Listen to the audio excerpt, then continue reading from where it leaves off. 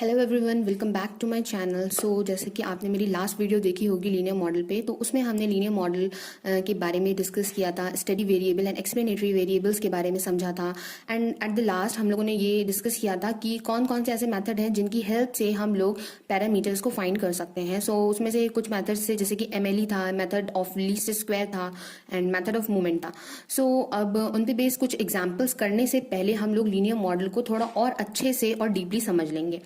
अब इसको समझने के लिए अब आप लोगों को ये चीज समझना पड़ेगा कि जो भी हमारी रिग्रेशन एनालिसिस होती है वो एक तरह का टूल होता है जिसकी हेल्प से हम लोग जो पैरामीटर्स होते हैं हमारे मॉडल के उनको हम लोग ड्राइव करते हैं। मॉडल को ड्राइव करने के लिए आपको पता है कि हमारे जो भी वेरिएबल्स होते हैं वो दो तरह के होते हैं। एक होते हैं आपके एक्सप्लेनेटरी वेरिएबल्स और दूसरे होते हैं आपके डिपेंडेंट वेरिएबल जिनको हम लोग स्टडी वेरिएबल भी कहते हैं। मैं यहाँ पे आपको दिखा रही हूँ, देखिए y is equal to β1 x1 plus β2 x2 up to so on plus epsilon. यहाँ पे आप कह सकते हो कि जो आपके x1 और x2 है ये आपके दोनों ही एक्सप्लेनेटरी वेरिएबल्स होंगे। अब अगर यहाँ पे मैं और भी वेरिएबल्स बढ़ा दूं x2 x3 x4 up to xn, तो वो सारे ही आपके एक्सप्लेनेटरी वेरिएबल्स कहलाएंगे जो कि आपके इंडिपेंडेंट वेरिएबल्स होते हैं। एंड y आपका होता है डिपेंडेंट वेरिएबल जिसकी वैल्यू आपकी x1 x2 up to so on जो भी आपके इंडिपेंडेंट वेरिएबल्स होती है ये उन पे डिपेंड करती है। अगर आपको x1 x2 xn आपके ये जो एक्सप्लेनेटरी वेरिएबल्स है इनकी वैल्यू और आपके जो स्टडी वेरिएबल है दैट इज y इसकी वैल्यू अगर आपको नोन है तो उनकी हेल्प से आप लोग ये जो पॉपुलेशन के पैरामीटर्स आपको गिवन है इनकी वैल्यू को आप फाइंड कर सकते हो with the help of those methods like MLE, method of movements and method of least square. Little meaning regression का क्या होता है हम लोग यहाँ पे समझ रहे हैं रिग्रेशन के बारे में। आप लोगों ने अगर पेपर 1 पढ़ा होगा तो उसमें आप लोगों ने कोरिलेशन एंड रिग्रेशन दोनों ही चैप्टर्स हैं जो कि FMS गुप्ता एंड कपूर में उनको पढ़ा होगा।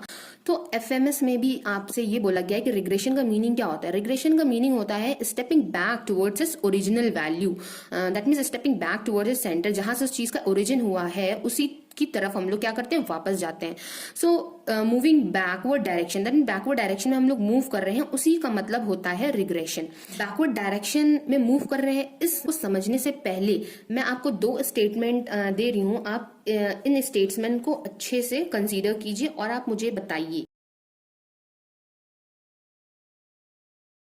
आपके पास ये 2 स्टेटमेंट्स हैं, model generates data and data generates model. तो आप लोगों को इससे क्या समझ में आता है।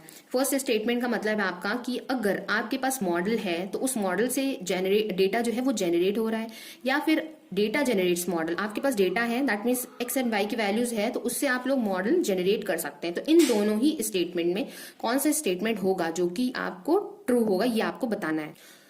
ऑब्वियसली स्टेटमेंट 1 जो है, स्टेटमेंट 1 वो हमारा करेक्ट स्टेटमेंट है, model generates data. That means कि मॉडल जो होते हैं हमारे वो नेचर में ऑलरेडी एग्जिस्ट करते हैं। फॉर एग्जाम्पल अगर आप यूनिवर्स में कोई भी चीज देखोगे, whether it is or process of earth revolving around the sun और एनी अदर प्रोसेस, ये सब जो भी प्रोसेस होते हैं ये एक मॉडल पे बेस्ड होते हैं।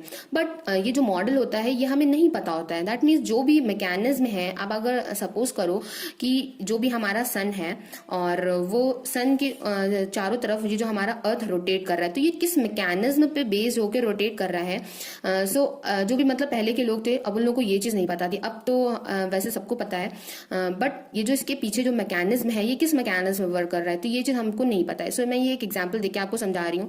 अब मैं आपको जैसे कि बताऊं कि अब जैसे कि हमारी क्रॉप है, तो अगर राइस की क्रॉप की बात करें तो कितना हम उसको कितना फर्टिलाइजर यूज कर रहे हैं, किस तरह से क्या करें, कौन कौन से मेजर्स हम लोग लें कि हमारा जो ईल्ड है वो हमारी और मैक्सिमाइज हो जाए। तो ये सब चीजें जो है ये एक मैकेनिज्म पे वर्क कर रही है कि किस तरह से क्या काम होता है कि जो हमें हमारा आउटपुट मिल जाता है। तो everything is interconnected with each other. ये सब जो चीजें हैं ये सब एक मॉडल पे, एक मैकेनिज्म पे वर्क कर रही है, बट वो मॉडल और वो मैकेनिज्म के बारे में हम लोग नहीं जानते हैं। हमारा जो काम होता है वो हमें डेटा गिवन होता है। दैट मीन्स अगर हम लोग पता करें कि कोई भी अगर फॉर्म है हमारा तो उसमें हमें पता है कि कितना फर्टिलाइजर फर्टिलाइजर दिया जा रहा है, कितने, अगर कोई भी हमें प्लॉट गिवन है तो इतने प्लॉट पे हमारा कितना फर्टिलाइजर गिवन है, दैट मीन्स इस पे हम लोग कितना फर्टिलाइजर लगा रहे हैं, क्वालिटी का जो सीड है वो इस पे यूज किया जा रहा है। दैट मीन्स ये जो हमारे इंडिपेंडेंट वेरिएबल्स हैं इनकी वैल्यू हमें पता होती है, और साथ में हमें ये भी पता होता है कि इसका ये जो आउटपुट आया है कि कितना वीट हमें मिल गया या कितना राइस हमें मिल गया, तो ये दोनों ही चीजें हमें पता होती हैं। तो इनकी हेल्प से जो हम लोग इस मॉडल को ड्राइव करने की कोशिश करते हैं, तो इसी प्रोसेस को कहते हैं स्टेपिंग बैक। दैट मीन्स कि हम लोग बैकवर्ड डायरेक्शन में मूव कर रहे हैं। डेटा हमें पता है, डेटा की हेल्प से ही हम लोग मॉडल को फाइंड कर रहे हैं, तो इसका मतलब होता है regression, that is moving in the backward direction. So यहाँ से आप लोग को समझ में आ गया होगा कि हम लोग with the help of study variable and explanatory variable जो भी फॉर्म होता है, जो भी मॉडल होता है, उसको हम लोग डिटरमाइन करते हैं। Then with the help of methods like method of moment, MLE और लीस्ट स्क्वायर मेथड, हम लोग जो भी पैरामीटर्स होते हैं लीनियर मॉडल के, उसको हम लोग ड्राइव कर लेते हैं। नाउ अब हम लोग देखेंगे कि रिग्रेशन एनालिसिस करने के लिए स्टेप्स कौन कौन से हैं जो हमें फॉलो करने होंगे।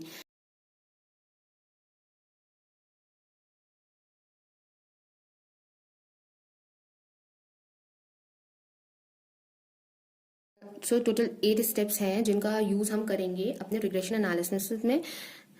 सो फर्स्ट स्टेप है statement of the problem under consideration, choice of relevant variables, collection of data on relevant variables, specification of model, choice of method for fitting the data, fitting of model, model validation and criticism, using the chosen model for the solution of the post problem.